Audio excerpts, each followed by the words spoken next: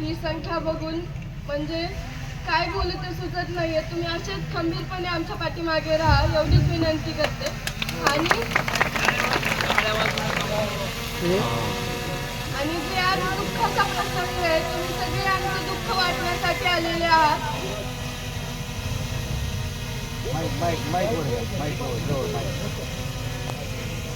मी वैभवी संतोष देशमुख, संतोष अण्णा यांची मुलगी. माझे आजोळ रेणापूर तालुक्यातील वाला आहे. मी एवढीच विनंती, म्हणजे तुम्हाला तर माहिती आहे की माझ्या वडिलांसोबत काय झालंय. त्यांची जी क्रूरपणे हत्या केली, त्यांना न्याय मिळवून देण्यासाठी तुम्ही मोठ्या संख्येत सहभागी आहात आणि असेच कायम आमच्या सोबत राहा. आज ज्याप्रमाणे आमचं छत्र हिरावून घेतलंय, मला असं वाटतं की हे छत्र दुसऱ्या कोणत्याही मुलामुलीचे किंवा त्या जी आज वेळ आमच्या कुटुंबावर आहे ती वेळ ही कोणत्याच कुटुंबावर येऊ नये.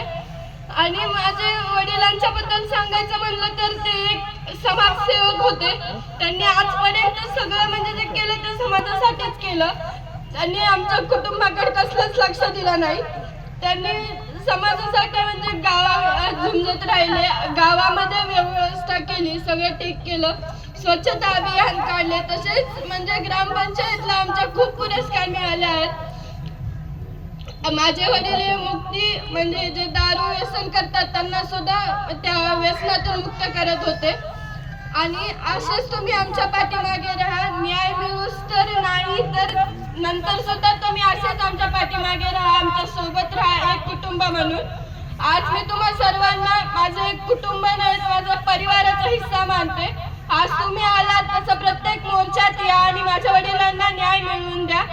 आणि जे आरोपी आहेत त्यांना लवकरात लवकर अटक झालीच पाहिजे. आणि असे जो गुन्हा झालाय माझ्या वडिलांवर तो नंतर होऊ नये याची सर्वांनी दक्षता घेतली पाहिजे. आणि आज आमचे वडील आम्हाला सोडून गेले, आमचं सगळं कुटुंब मागं सारलंय आज.